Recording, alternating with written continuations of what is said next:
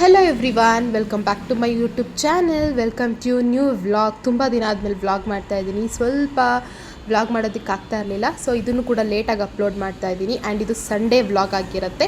ಇವತ್ತು ನಾವು sudden plan ಮಾಡ್ಕೊಂಡು ಹೋಗ್ತಾ ಇರೋದು ರೆಸಾರ್ಟ್ಗೆ ಹೋಗೋಣ ಅಂತ ಹೇಳ್ಬಿಟ್ಟು ಹೋಗ್ತಾ ಇದ್ದೀವಿ. ಜೀವನದಲ್ಲಿ ಕಷ್ಟ, ಸಾಲ, ನೋವು ಎಲ್ಲ ಪ್ರತಿಯೊಂದು ಇದ್ದೇ ಇರುತ್ತೆ. ಬಟ್ ಈ ಥರ ಒಂದು ಮೂಮೆಂಟಲ್ಲಿ ಖುಷಿಯಾಗಿ ಇದ್ಬಿಡ್ಬೇಕಷ್ಟೇ. ಯಾವತ್ತು ಹೋಗ್ತೀವಿ ಅನ್ನೋದು ಗೊತ್ತಿರಲ್ಲ. ಸೊ ಆ ಒಂದು ದಿನನ ಖುಷಿಯಾಗಿ ಎಂಜಾಯ್ ಮಾಡಿಬಿಡ್ಬೇಕು. ಸೊ ಹಾಗಾಗಿ ಆ ಟೆನ್ಷನ್ ಎಲ್ಲ ಬಿಟ್ಬಿಟ್ಟು ಸ್ವಲ್ಪ ಹೊರಗಡೆ ಹೋಗಿ ಎಂಜಾಯ್ಮೆಂಟ್ ಮಾಡ್ಕೊಬರೋಣ ಅಂತ ಪ್ಲ್ಯಾನ್ ಮಾಡಿಕೊಂಡು ಹೊರಗಡೆ ಹೋಗ್ತಾ ಇದ್ದೀವಿ. ಆ್ಯಂಡ್ ರೆಸಾರ್ಟು ತುಂಬ ಕಡೆ ಸರ್ಚ್ ಮಾಡಿದ್ವಿ. ಸ್ವಲ್ಪ ದೂರ ಹೋಗೋಣ ಅಂದರೆ ನಮ್ಮ ರಾಮನಗರದಲ್ಲೇ ಬೇಕಾದಷ್ಟಿದೆ, ಬಟ್ ಹೊರಗಡೆ ಹೋಗೋಣ ಅಂತ ಪ್ಲ್ಯಾನ್ ಮಾಡ್ಕೊಂಡು ಹೋಗ್ತಾ ಇದ್ದೀವಿ. ಇದು ನೆಲಮಂಗಲ ಹತ್ರ ಇರೋವಂಥದ್ದು ರೆಸಾರ್ಟು. ಈ ರೆಸಾರ್ಟ್ ಬಂದುಬಿಟ್ಟು ಆರ್ ರಿಟ್ರೀಟ್ ಅಂತ ಹೇಳಿಬಿಟ್ಟು ನಮ್ಮ ರಾಮನಗರದಲ್ಲೇ ಇದೆಯಲ್ಲ ರಾವಿಶಿಂಗ್ ರಿಟ್ರೀಟು, ಸೊ ಅದರದ್ದೇ ಇನ್ನೊಂದು ಬ್ರ್ಯಾಂಚು ಆರ್ ರಿಟ್ರೀಟ್ ಅಂತ ಹೇಳಿಬಿಟ್ಟು. ಸೊ ಆ ಒಂದು ರೆಸಾರ್ಟ್ಗೆ ಹೋಗೋಣ ಅಂತ ಹೇಳಿಬಿಟ್ಟು ಸಡನ್ನಾಗಿ ಸರ್ಚ್ ಮಾಡಬೇಕಾದ್ರೆ ಸಿಕ್ತು. ಸೊ ಇಲ್ಲೇ ಹತ್ರ ಆಗುತ್ತಲ್ಲ ಬ್ಯಾಂಗ್ಳೂರ್ಗೆ ಹೋಗ್ಬಿಟ್ಟು ಅಂತ ಹೇಳಿಬಿಟ್ಟು ಬ್ಯಾಂಗ್ಳೂರಿಂದ ಈಗ ಹೋಗ್ತಾ ಇದ್ದೀವಿ ರೆಸಾರ್ಟಿಗೆ. ಆ್ಯಕ್ಚುಲಿ ಪಾಪನ್ನು ಕರ್ಕೊಂಡು ಹೋಗಬೇಕು ಅಂತ ಪ್ಲ್ಯಾನ್ ಇತ್ತು, ಬಟ್ ಅವನು ಇನ್ನೂ ಸ್ವಲ್ಪ ಹೊರಗಡೆ ಕಂಫರ್ಟಬಲ್ ಆಗಿರಲ್ಲ. ಸೊ ಹಾಗಾಗಿ ಅವನ್ನ ಅಮ್ಮ ಮನೆಯಲ್ಲೇ ಬಿಟ್ಬಿಟ್ಟು ಬೆಳಗ್ಗೆನೇ ಬಂದಿದ್ದು ರಾಮನಗರದಿಂದ ಬ್ಯಾಂಗ್ಳೂರಿಗೆ. ಬೆಳಗ್ಗೆನೇ ಅಮ್ಮ ಮನೆಗೆ ಬಂದುಬಿಟ್ಟು ಪಾಪನ ಅಮ್ಮನ ಹತ್ರ ಬಿಟ್ಟು ನಾವಿಬ್ಬರೇ ಹೋಗೋಣ ಅಂತ ಪ್ಲ್ಯಾನ್ ಮಾಡ್ಕೊಂಡು ಹೋಗ್ತಾ ಇದ್ದೀವಿ. ಯಾಕೆಂದರೆ ಹೊರಗಡೆ ಬಂದಾಗ ಅವ್ನು ನೋಡ್ಕೊಳ್ಳೋದ್ರಲ್ಲೇ ಟೈಮ್ ಕಳೆದೋಗ್ಬಿಡುತ್ತೆ. ಸೊ ಕಂಫರ್ಟಬಲ್ ಇರಲ್ಲ. ಇನ್ನೂ ಸ್ವಲ್ಪ ದೊಡ್ಡವನಾಗಲಿ, ಅದಾದಮೇಲೆ ಕರ್ಕೊಂಡು ಹೋಗೋಣ ಅಂತ ಹೇಳ್ಬಿಟ್ಟು ಈಗ ರೆಸಾರ್ಟ್ ಒಳಗಡೆ ಹೋಗ್ತಾ ಇದ್ದೀವಿ. ರಿಸೆಪ್ಷನ್ ಹತ್ರ ಎಂಟ್ರಿನಲ್ಲೇ ಈ ಥರ ಒಂದು ಬುದ್ಧ ಸ್ಟ್ಯಾಚು ಇಟ್ಬಿಟ್ಟು ವಾಟರ್ಫಾಲ್ ಥರ ಮಾಡಿದ್ದಾರೆ. ಆ್ಯಂಡ್ ಇನ್ನೊಂದೇನಂತ ಅಂದರೆ ಎಂಟ್ರಿ ಬರ್ತಿದ್ದಂಗೆ ಸ್ವಲ್ಪ ಡಲ್ ಹೊಡಿತಾ ಇತ್ತು, ಬಟ್ ವೆಹಿಕಲ್ಸ್ ತುಂಬ ಇತ್ತು. ಸೊ ಒಳಗಡೆ ಜನ ಇದ್ದಾರೆ ಅಂತ ತಿಳ್ಕೊಂಡು ನಾವು ಹೋಗೋಣ ಅಂತ ಪ್ಲ್ಯಾನ್ ಮಾಡ್ಕೊಂಡ್ವಿ. ಮುಂದೆ ಹೋಗ್ತಾ ಹೋಗ್ತಾ ರೆಸಾರ್ಟ್ ಹೇಗಿದೆ ಅಂತ ನಿಮಗೆ ಗೊತ್ತಾಗುತ್ತೆ. ಆ್ಯಂಡ್ ಇದೊಂದು ಸ್ವಲ್ಪ ಖುಷಿ ಕೊಡ್ತು. ಫಸ್ಟು ಪಾರ್ಕಿಂಗ್ ಮಾಡೋಕ್ಕೆ ಹೋದಾಗ ಎಲ್ಲ ಬಿಕ್ಕೋ ಅಂತ ಫೀಲ್ ಆಗ್ತಾಯಿತ್ತು, ಬಟ್ ಇದೊಂದು ಸ್ಟ್ಯಾಚು ನೋಡ್ಬಿಟ್ಟು ಸ್ವಲ್ಪ ಖುಷಿ ಆಯಿತು. ಆ್ಯಂಡ್ ಇವಾಗ ಒಳಗಡೆ ಹೋಗ್ತಾ ಇದ್ವಿ. ಅವರೆಲ್ಲ ಗೈಡ್ ಮಾಡಿದ್ರು. ಆ್ಯಂಡ್ ಒಬ್ಬರಿಗೆ ಟಿಕೆಟ್ ಪ್ರೈಸ್ ಬಂದುಬಿಟ್ಟು 1600 ರೂಪೀಸ್ ಆಗುತ್ತೆ. ಇನ್ಕ್ಲೂಡಿಂಗ್ ಅಡ್ವೆಂಚರ್ಸ್ ಗೇಮ್ಸ್ ಕೂಡ ಇರುತ್ತೆ. ಆ್ಯಂಡ್ ಬೇರೆ ಕಡೆ ಎಲ್ಲ ಎಂಟ್ರಿ ಫೀಸೇ ಬೇರೆ, ಅಡ್ವೆಂಚರ್ಸ್ ಗೇಮ್ಸ್ ಎಲ್ಲ ಒಳಗಡೆ ಪೇಯಬಲ್ ಇರುತ್ತೆ. ಬಟ್ ಇಲ್ಲಿ ಏನಂತ ಅಂದರೆ ಎಂಟ್ರಿ ಫೀಸ್ ಜೊತೆಗೆ ಒಂದು 20 ಅಡ್ವೆಂಚರ್ಸ್ ಗೇಮ್ಸ್ನ ಇನ್ಕ್ಲೂಡ್ ಮಾಡಿ ಕೊಟ್ಟಿರ್ತಾರೆ. ಸೊ ಒಬ್ಬರಿಗೆ 1600 ರೂಪೀಸ್ ಆಗುತ್ತೆ. ವೀಕ್ ಡೇಸಲ್ಲಿ ಹೇಗೋ ಗೊತ್ತಿಲ್ಲ, ಬಟ್ ನಾವು ಹೋಗಿದ್ದು ವೀಕೆಂಡಲ್ಲಿ. ಸೊ 1600, ಇಬ್ಬರಿಂದ 3200 ರೂಪೀಸ್ ಆಯಿತು. ಸೊ ಇಲ್ಲಿ ಬರ್ತಿದ್ದಂಗೆ ವೆಲ್ಕಮ್ ಡ್ರಿಂಕ್ಗೆ ಎಲ್ಲ ವೆಯ್ಟ್ ಮಾಡ್ತಾಯಿದ್ರು. ಸೊ ತುಂಬ ಜನ ಇದ್ದರು. ಜಾಸ್ತಿ ಇದ್ದಿದ್ದು ದೊಡ್ಡವ್ರಿಗಿನ್ನ ಮಕ್ಕಳುಗಳೇ ಜಾಸ್ತಿ. ಆ್ಯಂಡ್ ರಜಾ ಇರುತ್ತೆ ಸಂಡೇ ಆದಮೇಲೆ. ಸೊ ಎಲ್ಲರೂ ಅವರು ಕಾಮನ್ನಾಗಿ ಬಂದಿರ್ತಾರೆ. ಸೊ ನಾವು ವೆಲ್ಕಮ್ ಡ್ರಿಂಕ್ ತೊಗೊಂಡು ಸ್ಟಾರ್ಟ್ ಮಾಡೋಣ ಅಂತ ಕೂತ್ಕೊಂಡ್ವಿ. ಆ್ಯಂಡ್ ಬೇರೆ ಕಡೆ ಎಲ್ಲ ವೆಲ್ಕಮ್ ಡ್ರಿಂಕ್ ಕುಡಿಯೋಕ್ಕೆ ಸ್ವಲ್ಪ ಇರಿಟೇಷನ್ ಆಗ್ತಾಯಿತ್ತು, ಬಟ್ ಇಲ್ಲಿ ಇನ್ನೂ ಸ್ವಲ್ಪ ಚೆನ್ನಾಗಿತ್ತು. ಪೈನಾಪಲ್ ಫ್ಲೇವರು ಮತ್ತು ಸ್ಟ್ರಾಬೆರಿ ಫ್ಲೇವರ್ ಥರ ಏನೋ ಒಂದು ಜ್ಯೂಸ್ ಮಾಡಿ ಕೊಡ್ತಾಯಿದ್ರು. ಸೊ ಅದೊಂದು ಖುಷಿ ಕೊಡ್ತು. ಆ್ಯಂಡ್ ಇಲ್ಲೆಲ್ಲ ಫೋಟೋಸ್ ತೊಗೋಬೋದು. ಎಂಟ್ರಿನಲ್ಲಿ ಆರ್ ರಿಟ್ರೀಟ್ ಅಂತ ಐ ಲವ್ ಆರ್ ರಿಟ್ರೀಟ್ ಅಂತ ಫೋಟೋಸ್ ಎಲ್ಲ ಅಲ್ಲಿ ಬೋರ್ಡ್ ಹಾಕಿದ್ದಾರೆ. ಅದ್ರ ಮುಂದೆಲ್ಲ ಫೋಟೋಸ್ ಎಲ್ಲ ತೊಗೊಳ್ತಾ ಇದ್ರು. ಸೊ ಫಸ್ಟ್ ಎಂಟ್ರಿ ಆಗ್ತಿದ್ದಂಗೆ ಆ ಒಂದು ಕೆಲಸನ ಮಾಡ್ಕೋಬೋದು ನಾವಿಲ್ಲಿ. ಆ್ಯಂಡ್ ಅದೆಲ್ಲ ಆಯಿತು. ಫೋಟೋಸ್ ಎಲ್ಲ ತೆಗೆಸ್ಕೊಂಡ್ವಿ. ಅಲ್ಲಿಂದ ಇವಾಗ ಮುಂದೆ ಹೋಗೋಣ, ಹೇಗಿದೆ ನೋಡೋಣ ಅಂತ ಹೇಳ್ಬಿಟ್ಟು ಹೋಗ್ತಾ ಇದ್ದೀವಿ. ಇವಾಗ ಏನು ಗೊತ್ತಾ, ಮಾತಾಡ್ಬೋದು, ಬಟ್ ಇಲ್ಲಿ ಫುಲ್ಲು ನಾವು ಓಡಾಡ್ತೀವಲ್ಲ, ಸೊ ಅಲ್ಲೆಲ್ಲ ಏನು ಮಾಡಿದ್ದಾರೆ, ಮ್ಯೂಸಿಕ್ಗಳು ಹಾಕ್ಬಿಟ್ಟಿದ್ದಾರೆ. ಸೊ ಹಾಗಾಗಿ ನಾನು ಮಾತಾಡೋದು ನಿಮಗೆ ರೆಕಾರ್ಡ್ ಕೇಳಿಸ್ತೇನೆ ಇರ್ಬೋದು. ಹಾಗಾಗಿ ನಾನು ಎಲ್ಲದಕ್ಕೂ ವಾಯ್ಸ್ ಓವರ್ ಕೊಡ್ತಾ ಇದ್ದೀನಿ. ಈ ವಾಯ್ಸು ಕೂಡ ಕೇಳಿಸುತ್ತಾ ಇಲ್ವಾ ಗೊತ್ತಿಲ್ಲ, ಬಟ್ ಎಲ್ಲ ಕಡೆ ಮ್ಯೂಸಿಕ್ ಇಟ್ಬಿಟ್ಟಿದ್ದಾರೆ. ಯಾಕಂದ್ರೆ ನಾವು ವಾಕಿಂಗ್ ಮಾಡ್ತೀವಲ್ಲ, ವಾಕೇಬಲ್ ಹತ್ರ ಎಲ್ಲ ಮ್ಯೂಸಿಕ್ ಇಟ್ಬಿಟ್ಟಿದ್ದಾರೆ. ಸೊ ಹಾಗಾಗಿ ಏನೂ ಮಾಡೋಕ್ಕಾಗಲ್ಲ. ಸೊ ಕೆಲವೊಂದನ್ನು ಕ್ಯಾಪ್ಚರ್ ಮಾಡಿ ನಿಮ್ಮ ಜೊತೆ ಶೇರ್ ಮಾಡ್ಕೊಳ್ತೀನಿ, ಓಕೆನಾ. ಫಸ್ಟ್ ಎಂಟ್ರಿನಲ್ಲೇ ದೊಡ್ಡದಾಗಿ ಒಂದು ಸ್ವಿಮ್ಮಿಂಗ್ ಪೂಲ್ ಸಿಗುತ್ತೆ. ಇಲ್ಲೆಲ್ಲ ರೂಮ್ ಸ್ಟೇ ಆಗಿರೋರ್ಗೇ, ಬಟ್ ಇವ್ರಿಗೆ ಅಂತ ಪ್ರೈವೇಟ್ ಪೂಲ್ ಏನೋ ಥರ ಇಲ್ಲ ಅಂತ ಅನ್ಕೋತೀನಿ. ನಾನು ಆ ಕಡೆಗೆಲ್ಲ ಹೋಗಲಿಲ್ಲ. ಬಟ್ ಇದು ಜನರಲ್ ಅಂದರೆ ಎಲ್ರಿಗೂ ಆಟ ಆಡೋದಕ್ಕೆ ಅಂತ ಹೇಳ್ಬಿಟ್ಟು ಮಕ್ಕಳಿಗೆ ಸಪ್ರೇಟು, ದೊಡ್ಡವ್ರಿಗೆ ಸಪ್ರೇಟ್ ಅಂತ ಮಾಡಿದ್ದಾರೆ. ಸೊ ಇದೊಂದು ಪೂಲ್ನ ಹಂಗೆ ವೀಡಿಯೋ ಮಾಡ್ಕೊಳ್ತದೆ. ಬಟ್ ಇದು ಬರೋದು ಮಧ್ಯಾಹ್ನ ಮೇಲೆ ಆಡೋದಕ್ಕೆ ಬರ್ತಾರೆ. ಸೊ ಅದು ನನಗೆ ವೀಡಿಯೋ ಮಾಡ್ಕೊಳ್ತದೆ, ಎಂಟ್ರಿದೆಲ್ಲ ಸಿಗ್ತಲ್ಲ ಅಂತ. ಆ್ಯಂಡ್ ಇನ್ನೊಂದು ಏನಂದ್ರೆ ಹೇಳಿದ ನಿಮಗೆ ಪ್ರಾಬ್ಲಮ್ ಏನಂತ, ಸುತ್ತಲೂ ವೀಡಿಯೋ ನಾವು ಎಲ್ಲಿ ನಡ್ಕೊಂಡೋದ್ರೂ ಮ್ಯೂಸಿಕ್ ಬರ್ತಾನೇ ಇರುತ್ತೆ. ನಮ್ಮನ್ನ ನೆರಳು ಹಿಂಬಾಲಿಸುತ್ತಲ್ಲ, ಸೊ ಅದೇ ಥರನೇ ಮ್ಯೂಸಿಕ್ ಕೂಡ ನಮ್ಮನ್ನ ಹಿಂಬಾಲಿಸ್ಕೊಂಡು ಬರ್ತಾನೆ ಇರುತ್ತೆ. ಫುಲ್ಲು ಪಾರ್ಕಿಂಗ್ ಜಾಗದಲ್ಲೆಲ್ಲ ಹಾಕಿದ್ದಾರೆ. ಆ್ಯಂಡ್ ಈ ಕಡೆ ಬಂದರೆ ಮಕ್ಳಿಗೆ ಆಟ ಆಡೋಕ್ಕೆ ಅಂತಲೇ ಸಪ್ರೇಟ್ ಜಾಗ ಇದೆ. ಸೊ ಅವ್ರಿಗೆ ಆಟ ಆಡೋದಕ್ಕೆ ಅಂತ ಹೇಳ್ಬಿಟ್ಟು ಈ ಕಡೆ ಒಂದಷ್ಟು ಪ್ಲೇಸಸ್ ಮಾಡಿದ್ದಾರೆ. ಆ್ಯಂಡ್ ಎಲ್ಲ ಒಂದೇ ಕಡೆ ಮಾಡಿದ್ದಾರೆ. ಏನಕ್ಕೆ ಅಂತ ಅಂದರೆ ಇಲ್ಲಿ ಜಾಗ ಬಂದು ತುಂಬ ಕಂಜಸ್ಟೆಡ್ ಆಗಿದೆ, ಅಂದರೆ ತುಂಬ ಚಿಕ್ಕದಾಗಿ ಮಾಡಿದ್ದಾರೆ. ಅಗಲ ದೊಡ್ಡ ಥರ ಏನಿಲ್ವಲ್ಲ, ಸೊ ಹಾಗಾಗಿ ಎಲ್ಲ ಒಂದೇ ಕಡೆ ಒತ್ತರಿಸ್ದಂಗೆ ಮಾಡಿದ್ದಾರೆ. ಸ್ವಲ್ಪ ದೂರ ಮಾಡಿದರೆ ಚೆನ್ನಾಗಿರೋದು ನೋಡೋದಕ್ಕೆ ಅಂತ ಅನ್ನಿಸ್ತು. ಆ್ಯಂಡ್ ಈ ಕಡೆ ಬಂದರೆ ರೈನ್ ಡ್ಯಾನ್ಸ್ಗೆ, ಸೊ ಕೆಳಗಡೆ ರೈನ್ಬೋ ಹಾಕ್ಬಿಟ್ಟಿದ್ದಾರೆ. ಅದೊಂದು ನೋಡೋದಕ್ಕೇ ಖುಷಿ ಆಗುತ್ತೆ. ಸೊ ಇಲ್ಲಿ ರೈನ್ ಡ್ಯಾನ್ಸಿಗೆ ಅಂತ ಅರೇಂಜ್ ಮಾಡಿದ್ದಾರೆ. ಅದು ಬಂದುಬಿಟ್ಟು 3:30ಇಂದ 3:30ಇಂದ ಇರೋದು. ಸೊ ಹಾಗಾಗಿ ಅದನ್ನು ಆಮೇಲೆ ಕ್ಯಾಪ್ಚರ್ ಮಾಡ್ತೀನಿ. ಆ್ಯಂಡ್ ಈ ಕಡೆ ಬಂದರೆ ಇದೆಲ್ಲ ಅಡ್ವೆಂಚರ್ ಗೇಮ್ಸ್ ಬರುತ್ತಲ್ಲ, ಸೊ ಆ ಒಂದು ಪ್ಲೇಸ್ಗೆ ಎಂಟ್ರಿ ಆದ್ವಿ. ಇಲ್ಲೂ ಅಷ್ಟೇ ತುಂಬ ಜಾಗನ ಕಂಜಸ್ಟೆಡ್ ಮಾಡಿಬಿಟ್ಟಿದೆ. ಅಂದರೆ ಎಲ್ಲ ಒತ್ತರಿಸ್ದಂಗೆ ಗೇಮ್ಸ್ನೆಲ್ಲ ಪ್ಲ್ಯಾನ್ ಮಾಡಿಬಿಟ್ಟಿದ್ದಾರೆ. ಸೊ ಅವಾಗ ಏನಾಗುತ್ತೆ ಅಂದರೆ ಯಾವ್ದು ಆಡಬೇಕು ಯಾವ್ದು ಬಿಡಬೇಕು ಕನ್ಫ್ಯೂಸ್ ಆಗುತ್ತೆ. ಆ್ಯಂಡ್ ಅಲ್ಲಿ ಇನ್ನೊಂದು ಏನಂತ ಅಂದರೆ ಗೈಡ್ ಮಾಡೋರು ಕರೆಕ್ಟಾಗಿ ಇಲ್ಲ. ಅಂದರೆ ಗ್ರೂಪ್ ಏನಾದರೂ ಹೋದರೆ ಗ್ರೂಪ್ಸ್ಗಳೇನಾದರೂ ಹೋದರೆ ಆವಾಗ ಒಬ್ಬರನ್ನ ಪ್ರೊವೈಡ್ ಮಾಡ್ತಾರೆ. ಸೊ ಎಲ್ಲೆಲ್ಲಿ ಏನು ಗೇಮ್ಸ್ ಬರುತ್ತೆ ಯಾವುದನ್ನು ಆಡ್ಬೋದು ಅನ್ನೋದನ್ನು ಪ್ರೊವೈಡ್ ಮಾಡ್ಬೋದು. ಬಟ್ ನಾವಿಬ್ಬರು ಹೋಗಿದ್ದು ಕಪಲ್ಸ್ ಅಷ್ಟೇ. ಸೊ ಈಗ ಹೋದಾಗ ನಾವೇ ಕೇಳಿ ಹೋಗಬೇಕಾಗತ್ತೆ. ಆ್ಯಂಡ್ ನೋಡ್ತಾ ಇರ್ಬೋದು ಒಂದೇ ಕಡೆ ಎಲ್ಲ ಗೇಮ್ಸ್ನೂ ಅರೇಂಜ್ ಮಾಡಿ ಇಟ್ಬಿಟ್ಟಿದ್ದಾರೆ.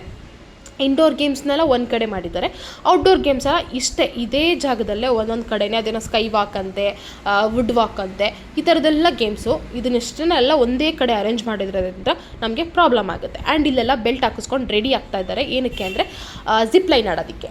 ಸೊ ಹಾಗಾಗಿ ಎಲ್ಲ, ಆಮೇಲೆ ಅಲ್ಲೇ ಸೈಕ್ಲಿಂಗ್ ಕೂಡ ಅದೇ ಜಾಗದಲ್ಲೇ ಇದೆ. ಸೊ ಹಾಗಾಗಿ ಎಲ್ಲ, ಸೊ ಈಗ ಜಿಪ್ ಲೈನ್ ಆಡೋಣ ಅಂತ ಹೇಳಿಬಿಟ್ಟು ಬೆಲ್ಟ್ ಹಾಕಿಸ್ಕೊಂಡು ಬಂದಿದ್ದೀನಿ ಈ ಥರ. ಸೊ ಈಗ ಫಸ್ಟು ನಮ್ಮ ಯಜಮಾನ್ರು ಹೋಗ್ತಾರೆ, ಅವ್ರು ಬಂದಮೇಲೆ ನಾನು ಹೋಗ್ತೀನಿ, ಯಾಕೆಂದರೆ ವೀಡಿಯೋ ಮಾಡ್ಕೊಳ್ಳೋದಕ್ಕೆ ಇಬ್ಬರೂ ಆಗಲ್ವಲ್ಲ. ಸೊ ಹಾಗಾಗಿ ಫಸ್ಟು ಅವ್ರು ಹೋಗಿ ಬಂದಮೇಲೆ ನಾನು ಹೋಗೋಣ ಅಂತ ನಿಂತಿದ್ದೀನಿ. ಅಲ್ಲಿ ತುಂಬ ಜನ ವೆಯ್ಟಿಂಗಲ್ಲೂ ಇದ್ದಾರೆ. ಇವತ್ತು ಸಂಡೇ ಆಗಿರೋದ್ರಿಂದ ಕ್ರೌಡು ಇದೆ. ಸೊ ಹಾಗಾಗಿ ವೆಯ್ಟಿಂಗು.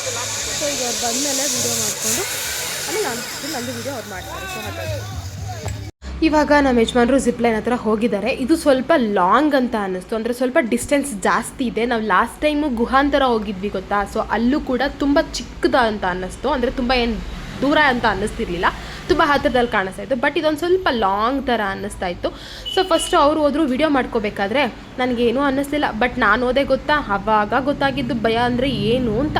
ಜೀವನೇ ಒಂದು ಕ್ಷಣ ಬಾಯಿಗೆ ಬಂದಂಗೆ ಆಗುತ್ತೆ. ಅದು ತಳ್ತಾರೆ ಗೊತ್ತಾ ಮೇಲ್ಗಡೆಯಿಂದ, ಆವಾಗ ಕೆಳಗಡೆನಾರ ತಪ್ಪಿ ನೋಡಿಬಿಟ್ರೆ ಮಾತ್ರ ಅಷ್ಟೇ ಕತೆ.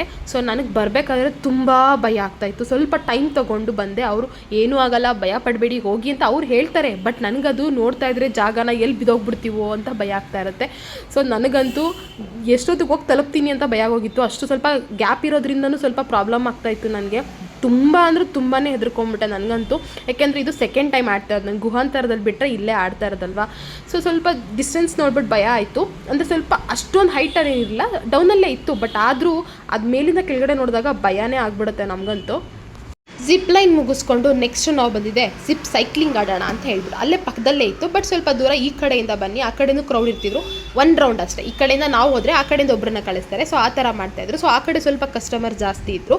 ಸೊ ಹಾಗಾಗಿ ಈ ಕಡೆ ಬಂದು ಹಾಡಿ ಅಂತ ಹೇಳ್ಬಿಟ್ಟು ಈ ಕಡೆ ಕಳಿಸಿದ್ರು ನಮ್ಮನ್ನು. ಆ್ಯಂಡ್ ಇಲ್ಲೆಲ್ಲ ಕೇಳ್ಕೊಳ್ತಾ ಇದ್ರು ಎಷ್ಟು ಕೆ ಜಿ ಥರ, ಅಂದರೆ 90 ಎಬೋ ಇತ್ತು ಅಂದರೆ ಸೈಕ್ಲಿಂಗ್ನ ಕಳಿಸೋದಿಲ್ಲ, ಯಾಕೆಂದರೆ ವೆಯ್ಟ್ ತಡೆಯಲ್ಲ ಅನ್ನೋ ಕಾರಣಕ್ಕೆ. 90 ಎಬೋ ಇರೋರನ್ನ, ಕೆ ಜಿ ಇರೋರನ್ನ ಅಲೋ ಮಾಡಲ್ಲ ಅಂತ ಅದನ್ನೆಲ್ಲ ಹೇಳ್ತಾಯಿದ್ರು. ಅಲ್ಲಿ ಯಾವ ಥರ ಇರುತ್ತೆ ಅಂತೆಲ್ಲ ಅವರು ಎಕ್ಸ್ಪ್ಲೇನ್ ಮಾಡ್ತಾಯಿದ್ರು. ಸೊ ಹಾಗಾಗಿ ನನಗೂ ಫಸ್ಟ್ ಟೈಮ್ ನೋಡಿದಾಗ ಭಯ ಆಗ್ತಾಯಿತ್ತು. ಇಲ್ಲಿಂದ ಹೋಗೋದಕ್ಕಾಗತ್ತೆ, ಯಾಕೆಂದರೆ ನಾನು ಇದನ್ನು ಮಾಡೋಕ್ಕೆ ಬಂದಿರೋದೇ ಫಸ್ಟ್ ಟೈಮ್. 2 ರೆಸಾರ್ಟ್ಗೆ ಹೋದಾಗ್ಲೂ ನಾನು ಇದನ್ನು ಆಡಲಿಲ್ಲ, ಯಾಕೆಂದರೆ ಅದು ನೋಡಿದ್ರೇ ಭಯ ಆಗ್ತಾಯಿತ್ತು. ಅವ್ರು ಹೋಗೋರನ್ನ ನೋಡ್ತಿದ್ರೇ ಭಯ ಆಗ್ತಾಯಿತ್ತು. ಸೊ ಹಾಗಾಗಿ ಈ ಸರಿ ಟ್ರೈ ಮಾಡೋಣ ಅಂತ ಹೇಳ್ಬಿಟ್ಟು, ಹೆಂಗಿದ್ರು ಇನ್ಕ್ಲೂಡೆಡ್ ಇದೆ, ಇದಕ್ಕೇನು ಪೇ ಮಾಡೋಂಗಿಲ್ಲ. ಸೊ ನಾವೇನಾರು ಅದಕ್ಕೆ ಟ್ರೈ ಮಾಡು, ಏನಾಗುತ್ತೆ ಪೇಯಬಲ್ ಅಲ್ವಲ್ಲ, ಇನ್ಕ್ಲೂಡ್ ಇರುತ್ತಲ್ಲ. ಸೊ ಒಂದು ಸರಿ ಟ್ರೈ ಮಾಡು ಅಂತ ಹೇಳಿದ್ರು. ಸೊ ಫಸ್ಟು ಅವ್ರು ಹೋಗಲಿ, ಆಮೇಲೆ ನನಗೆ ಧೈರ್ಯ ಬಂದರೆ ಹೋಗೋಣ ಅಂತ ನಾನು ನಿಂತಿದ್ದೆ. ಅವ್ರು ಹೋಗೋದನ್ನ ವೀಡಿಯೋ ಮಾಡ್ತಾಯಿದ್ದೆ ನಾನು. ಆ್ಯಂಡ್ ಏನಪ್ಪ ಅಂತ ಅಂದರೆ ಅಲ್ಲಿ ಸೈಕಲ್ನ ತುಳಿಬೇಕು, ನಾವು ತುಳಿಯೋರು ಹೋಗಲ್ವ ಅಂತ ಕೇಳಿದೆ. ಇಲ್ಲ ಹೋಗುತ್ತೆ ಅಂತ ಹೇಳಿದ್ರು. ಅದೇನು ಮಾಡ್ತು ಆಗುತ್ತೆ ಅಂದರೆ ಮುಂದೆ ಹೋಗ್ತಾ ಸ್ಟಾಪ್ ಆಗಿಬಿಡುತ್ತೆ ಸೈಕಲ್ಲು. ಅಂದರೆ ಸ್ವಲ್ಪ ಹತ್ರ ಹೋದಾಗ ನಾವು ಫೋರ್ಸ್ಫುಲಿ ತುಳಿಬೇಕು. ಸ್ಟಾರ್ಟಿಂಗು ಅದೇ ಹೋಗುತ್ತೆ, ಅಂದರೆ ಸ್ವಲ್ಪ ಡೌನ್ ಇದೆಯಲ್ಲ, ಅಲ್ಲಿ ಹೋಗ್ತಾ ಏನಾಗುತ್ತೆ ಅಂದರೆ ನಾವೇ ಸೈಕಲ್ನ ತುಳಿಬೇಕಾಗತ್ತೆ. ಪೆಟಲ್ ಮಾಡಿದಾಗಲೇ ಮುಂದಕ್ಕೆ ಹೋಗೋದು. ಸೊ ನಾನು ಅದನ್ನು ವೀಡಿಯೋ ಮಾಡ್ತಾಯಿದ್ದೆ. ಸೊ ಇವ್ರು ಹೋಗ್ತಿದ್ದಾರ ಧೈರ್ಯವಾಗಿ, ಸೊ ನಾನು ಹೋಗ್ಬೋದೇನೋ ಅನ್ನೋ ಕಾನ್ಫಿಡೆನ್ಸಲ್ಲಿ ನಿಂತ್ಕೊಂಡೆ. ಆದರೂ ಸ್ವಲ್ಪ ಒಳಗೆ ಭಯ ಆಗ್ತಾ ಇತ್ತು. ನೋಡೋದಕ್ಕೆ ಚೆನ್ನಾಗಿ ಕಾಣುತ್ತೆ, ಬಟ್ ನಾವು ಟ್ರೈ ಮಾಡಿದಾಗಲೇ ಗೊತ್ತಾಗೋದು ಆ ಭಯ ಏನು ಅಂತ. ಹೇಳೋದು ಸುಲಭ, ಆದರೆ ಹೋಗಿ ನಾವು ಎಕ್ಸ್ಪೀರಿಯೆನ್ಸ್ ಮಾಡ್ತೀವಲ್ಲ ಆವಾಗಲೇ ಗೊತ್ತಾಗೋದು ಭಯ. ನೋಡಿದಾಗ ಏನು ಬಿಡು ಮಹಾ ಮಾಡ್ಬೋದು ಅಂತ ಅನ್ಕೋತೀವಿ. ಬಟ್ ಅಲ್ಲಿಗೆ ಹೋದ್ಮೇಲೆ ಗೊತ್ತಾಗೋದು ವಾಸ್ತವ ಅಂತ. ನೆಕ್ಸ್ಟು ನನ್ನ ಟರ್ನ್ ಬರುತ್ತೆ, ನಿಮಗೆ ಗೊತ್ತಾಗುತ್ತೆ ನಾನು ಯಾಕೆ ಇಷ್ಟೆಲ್ಲ ಮಾತಾಡ್ತಾ ಇದ್ದೀನಿ, ಯಾಕೆ ನಾನು ಇಷ್ಟೆಲ್ಲ ಭಯ ಪಟ್ಕೊಂಡಿದ್ದೆ ಅಂತ ನಿಮಗೆ ನಾನು ಸೈಕ್ಲಿಂಗ್ ಮಾಡಬೇಕಾದ್ರೆ ಗೊತ್ತಾಗುತ್ತೆ ನಿಮಗೆ ಕೂಡ.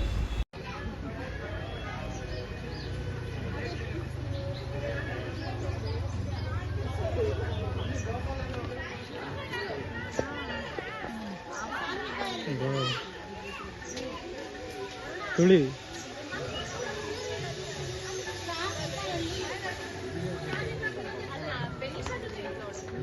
ನೋಡಿದ್ರಲ್ಲ ನನ್ನ ಸರ್ಕಸ್ಸು ಎಲ್ಲಿಗೆ ಬಂದು ನಿಂತ್ಕೋತು ಅಂತ. ಸ್ಟಾರ್ಟಿಂಗ್ ಏನೋ ಸ್ವಲ್ಪ ಭಯ ಆಯಿತು, ಸ್ವಲ್ಪ ಮುಂದಕ್ಕೆ ಬಂದಮೇಲೆ ಸ್ವಲ್ಪ ಧೈರ್ಯ ಬಂತು, ಓಕೆ ಹೋಗ್ಬೋದು ಅಂತ. ಆಮೇಲೆ ನೋಡಿ ನನ್ನ ರಿಯಲ್ಲು ಗೊತ್ತಾಗಿದ್ದು ಏನು ಗೇಮ್ ಅಂತ. ಬಂದು ಅರ್ಧಕ್ಕೆ ನಿಂತ್ಕೊಂಡು ಬಿಡ್ತಾ, ತುಳಿಯೋದಕ್ಕಾಗ್ತಾ ಇಲ್ಲ, ನನಗೆ ಭಯ ಆಗ್ತಾಯಿದೆ. ಮೇಲಿಂದ ಕೆಳಗಡೆ ನೋಡಿದ್ರೆ ಜೀವನೇ ಬಾಯಿಗೆ ಬಂದಂಗೆ ಆಗುತ್ತೆ. ಎಕ್ಸ್ಪೀರಿಯೆನ್ಸ್ ಇರೋರು ಹೋದರೆ ಓಕೆ, ನಮ್ಮ ಥರ ಫಸ್ಟ್ ಟೈಮೆಲ್ಲ ಹೋಗಿ ಫಸ್ಟ್ ಅಟೆಂಪ್ಟ್ ಮಾಡ್ತೀನಿ ಅಂದರೆ ದಯವಿಟ್ಟು ಟ್ರೈ ಮಾಡಬೇಡಿ. ಯಾಕೆಂದರೆ ಜೀವ ಒಂದು ಕ್ಷಣ ಬಾಯಿಗೆ ಬಂದಂಗೆ ಆಗುತ್ತೆ, ಇಲ್ಲಾಂದರೆ ಸ್ವರ್ಗ ಒಂದ್ಸರಿ ರಪ್ ಅಂತ ಪಾಸ್ ಆದಂಗೆ ಆಗುತ್ತೆ. ಸೊ ಹಾಗಾಗಿ ಸ್ವಲ್ಪ ನೋಡಿಕೊಂಡು ಮುಂದುವರಿರಿ ಅಂತ ಹೇಳ್ತೀನಿ. ಬಟ್ ನಾನು ಫಸ್ಟ್ ಟೈಮ್ ಟ್ರೈ ಮಾಡಿದೆ. ನೆಕ್ಸ್ಟ್ ಇನ್ನೊಂದ್ಸರಿ ಟ್ರೈ ಮಾಡಬಾರ್ದು ಅಂತಲೂ ಮನ್ಸಿಗೆ ಅನ್ನಿಸ್ತು. ಯಾಕೆ ಅಂದರೆ ಅಷ್ಟು ಭಯ ಆಗ್ತಾಯಿತ್ತು. ಅರ್ಧಕ್ಕೆ ಬಂದು ನಿಂತ್ಕೊಂಡ್ಮೇಲೆ ಇನ್ನೇನಾಗುತ್ತೆ ಹೇಳಿ, ತುಳಿಯೋದಕ್ಕೂ ಆಗ್ತಾಯಿಲ್ಲ, ಮುಂದಕ್ಕೆ ಬರೋಕ್ಕೂ ಆಗಲ್ಲ, ಹಿಂದಕ್ಕೆ ಬರೋಕ್ಕೂ ಆಗಲ್ಲ. ಇದು ನಮ್ಮ ಪರಿಸ್ಥಿತಿ. ಸೊ ಹಾಗಾಗಿ ನೋಡ್ಕೊಂಡು ಆಟ ಆಡಿ.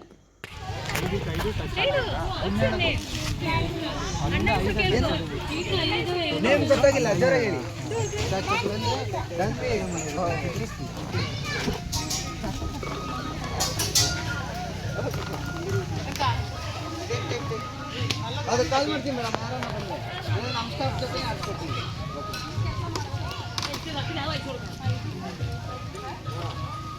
ಸೈಡಿಂದ ಮಾಡಿ.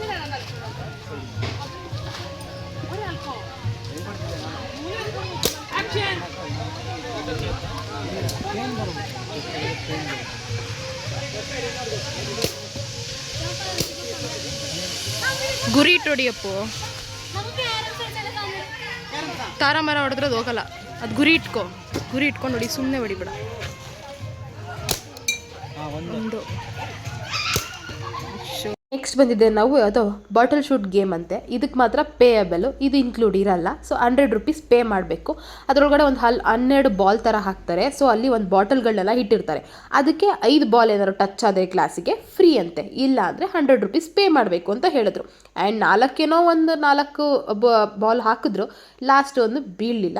ಸೊ 100 ರೂಪೀಸ್ ಪೇ ಮಾಡಬೇಕಾಯಿತು. ನೋಡಿ, ಪೇ ಮಾಡಿಬಿಟ್ಟು ಆಟ ಆಡ್ತೀನಿ ಅಂದರೆ ಇದನ್ನು ಕೂಡ ಆಡ್ಬೋದು. ಆ್ಯಂಡ್ ಹಾಗೆ ಪಕ್ಕದಲ್ಲಿ ಇನ್ನೊಂದು ಗೇಮ್ ಕೂಡ ಇತ್ತು. ಸೊ ಇದ್ರ ಗೇಮ್ ಈ ಒಂದು ನೇಮ್ ಬಂದ್ಬಿಟ್ಟು ಏನಪ್ಪ ಅಂದರೆ ಆರ್ಚರಿ ಅಂತೆ. ನಾವೇನಂತ ಕರಿತೀವಿ ಹೇಳಿ, ಬಿಲ್ಲು ಬಾಣದ ಆಟ ಅಂತ ಕರಿತೀವಿ.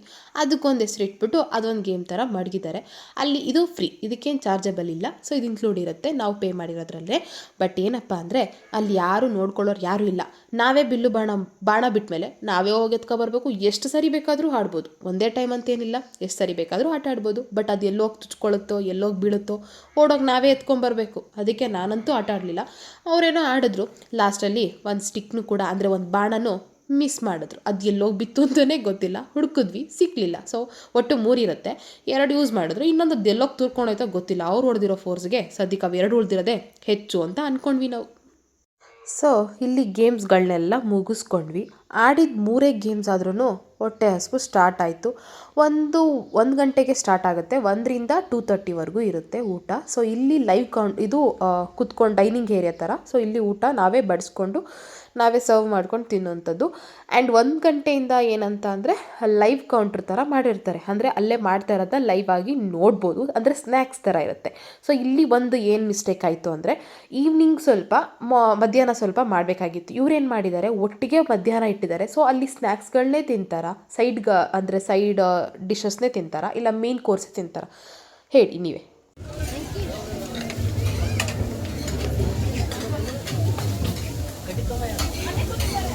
ಚಿಕನ್ ಲಿವರ್ ಅಂತ, ಕಬಾಬ್, ಫಿಶ್ ಫ್ರೈ.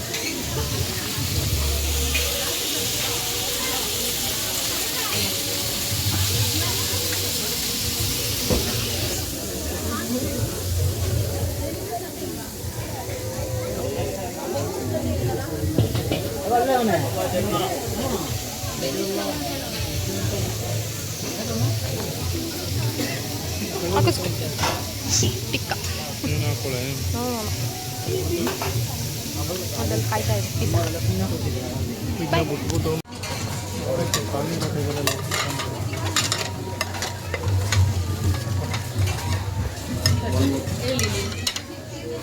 ಫಿಶ್ ಒಂದು ಪ್ಲೇಟ್ ಕೊಡ್ತೀರಾ? Thank you.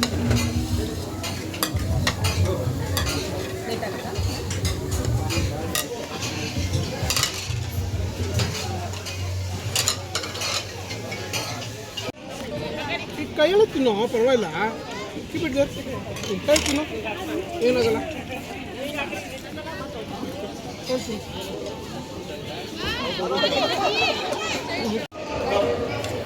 ಇದೇನು ಚಿಕನ್ನ? ಪನ್ನೀರ್ ಮತ್ತು ಹೂಕೋಸು ಹಾಕ್ಬಿಟ್ಟು ಒಂದು ಹಾಕು, ರೋಟಿ ಸಾಕು ನಮಗೆ. ಕೈ ಹಿಡ್ಕೊ. ಹಿಡ್ಕೊತೀವಿ. ಒಂದು ಪ್ಲೇಟ್ ಕೊಡು.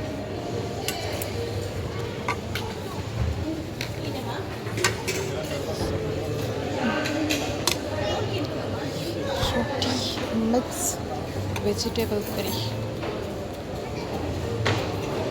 ಫ್ರೈ ಎಲ್ಲ ಮಿಕ್ಸು. ಒಂದು ಜಾಸ್ತಿ ಪನ್ನೀರ್ ಇರೋ ಕಡೆ ಹಾಕು, ತರಕಾರಿ ಬೇಡ. ಅಲ್ಲಿ ಹೆಂಗದ್ ನೋಡು, ಹುಡ್ಕಕ್ಕಾಯ್ತದ. ಅಲ್ಲೇ ಎತ್ಕೊತಾ ಇದ್ದಾರೆ, ಯಾಕೆ ಬಗ್ಗಿಸ್ತಾವನಂತೆ? 3-4 ಪೀಸ್ ಅಲ್ಲೇ ಬತ್ತಾವೆ, ಬಗ್ಗಿಸ್ತಾ ಇದ್ದೀವಿ ತಿರ್ಗಾ. ನೀನು ಹಾಕೋ, ಆಮೇಲೆ ನಾವು ತಡ್ಕ ಹಾಕಿವಂತ. ಅಲ್ಲಿ ಕಾಣ್ತಾ ಇರೋದೆಲ್ಲ ಈ ಕಡೆ ಸೈಡಲ್ಲಿ ಇರೋದೆಲ್ಲ ಪನ್ನೀರೇ. ನೀನು ತಿನ್ನು.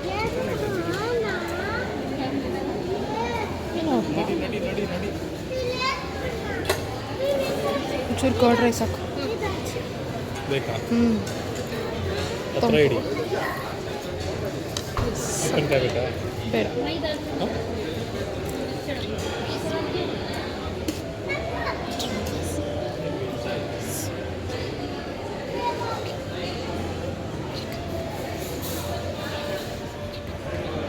ಊಟ ಎಲ್ಲ ಮುಗಿಸಿ ಕೂತ್ಕೊಂಡಿದ್ದೀನಿ. ಈಗ ಊಟದ ಬಗ್ಗೆ ರಿವ್ಯೂ ಕೊಡೋ ಚಾನ್ಸ್, ಓಕೆನಾ?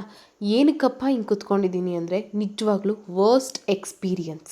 ನಾವು ಹೊರಗಡೆ ಎಷ್ಟು ದುಡ್ಡು ಕೊಟ್ರೂ ನಮ್ಗೆ ಅಷ್ಟು ಬೇಜಾರಾಗಲ್ಲ. ಬಟ್ ಇಲ್ಲಿ ಇಷ್ಟೆಲ್ಲ ದುಡ್ಡು ಕೊಟ್ರು ಕರೆಕ್ಟಾಗಿ ಒಂದು ಕಡೆ ಗೇಮ್ಸೂ ಇಲ್ಲ, ಒಂದು ಕಡೆ ಸರಿಯಾಗಿ ಊಟನೂ ಇಲ್ಲ. ನಿಜವಾಗ್ಲೂ ಬೇಜಾರಾಗೋಯ್ತು. ಅಲ್ಲಿ ಲೈವ್ ಕೌಂಟ್ರ್ ಅಂತ ಮಾಡಿದ್ದಾರೆ ಗೊತ್ತಾ, ಅಲ್ಲೇ ರೆಡಿ ಮಾಡಿಕೊಡ್ತಾ ಇರೋದ್ರಿಂದ ಜನ ಕ್ರೌಡ್ ಜಾಸ್ತಿ ಇತ್ತು. ಸೊ ಅವಾಗ ಏನು ಮಾಡ್ತಾರೆ ಅಂದರೆ ಅರ್ಧಂಬರ್ಧ ಬೇಯಿಸಿ ಕೊಡ್ತಾ ಇದ್ದಾರೆ, ಬೆಂದೇ ಇರಲ್ಲ, ತಿನ್ನೋದಕ್ಕಾಗೋದಿಲ್ಲ. ಅಲ್ಲಿಗೆಲ್ಲ ಪಿಜ್ಜಾ ಒಂದೇ ಚೆನ್ನಾಗಿ ಇದ್ದಿದ್ದು, ಬೇರೆದೆಲ್ಲ ಚಿಕನ್ ಐಟಮ್ ಇರ್ಬೋದು, ಬೇರೆ ಸ್ನ್ಯಾಕ್ಸ್ ಇರ್ಬೋದು, ಪ್ರತಿಯೊಂದೂ ಅರ್ಧಂಬರ್ಧ ಬೇಯಿಸಿ ಕೊಡ್ತಾ ಇದ್ದಾರೆ. ಆ ಫಿಶ್ ಫ್ರೈ ಅಂತ ಮಾಡ್ತಿದ್ದಾರೆ, ನಿಜವಾಗ್ಲೂ ವರ್ಸ್ಟ್ ಎಕ್ಸ್ಪೀರಿಯನ್ಸ್ ಅಂತಲೇ ಹೇಳ್ಬೋದು. ಪಕ್ಕದಲ್ಲಿ ಕೂತವ್ರು ಹೇಳ್ತಿದ್ರು ಎಲ್ಲ ಅರ್ಧಂಬರ್ಧ ಬೇಯಿಸಿದ್ದಾರೆ ಅಂತ. ಅವರು ಕೂಡ ಬೈಕೊಳ್ತಾರೆ. ನಾನಂತೂ ಹಾಕ್ಕೊಂಡಿಲ್ಲ, ನಾನು ಫಿಶ್ ತಿನ್ನೋದೇ ಇಲ್ಲ. ಸೊ ತಿಂದು ನಿಜವಾಗ್ಲೂ ಎಲ್ಲ ಹಾಕ್ಕೊಂಡಿದ್ದೆಲ್ಲ ಬಿಟ್ಬಿಟ್ಟೆ ನನ್ನ ಪ್ಲೇಟ್ಸಲ್ಲಿ, ವೇಸ್ಟ್ ಮಾಡಿಬಿಟ್ಟೆ. ಅದೇ ಬೇಜಾರಾಗ್ತದೆ, ಊಟ ವೇಸ್ಟ್ ಆಯ್ತಲ್ಲ ಅಂತ. ಬಟ್ ಚೆನ್ನಾಗಿಲ್ಲ, ಏನು ಮಾಡೋಕ್ಕಾಗುತ್ತೆ, ಅದು ಹಿಂಗೆ ತಿನ್ನೋದಕ್ಕಾಗುತ್ತೆ ಅದನ್ನೆಲ್ಲ. ನಿಜವಾಗ್ಲೂ ವರ್ಸ್ಟ್ ಎಕ್ಸ್ಪೀರಿಯನ್ಸ್ ಅಂತಲೇ ಹೇಳ್ಬೋದು. ಆ್ಯಂಡ್ ತಿಂದಾದ್ಮೇಲೆ ಲಾಸ್ಟಲ್ಲಿ ಅಟ್ಲೀಸ್ಟ್ ಒಂದು ಉಯ್ಯಾಲೆನಾರು ಆಡ್ಕೊಂಡು ಹೋಗೋಣ ಅಂತ ಹೇಳ್ಬಿಟ್ಟು ಚಿಕ್ಕ ಮಕ್ಳ ಥರ ಕೂತ್ಕೊಂಡು ಉಯ್ಯಾಲೆ ಆಡ್ತಾಯಿದ್ವಿ. ಯಾವ ಮಕ್ಳು ಇರಲಿಲ್ಲ ಅಲ್ಲಿ, ಸೊ ಹಾಗಾಗಿ ಖಾಲಿ ಇತ್ತಲ್ಲ ಅಂತ ನಾನೇ ಕೂತ್ಕೊಂಡು ಉಯ್ಯಾಲೆ ಆಡ್ತಾಯಿದ್ದೀನಿ ಇವಾಗ.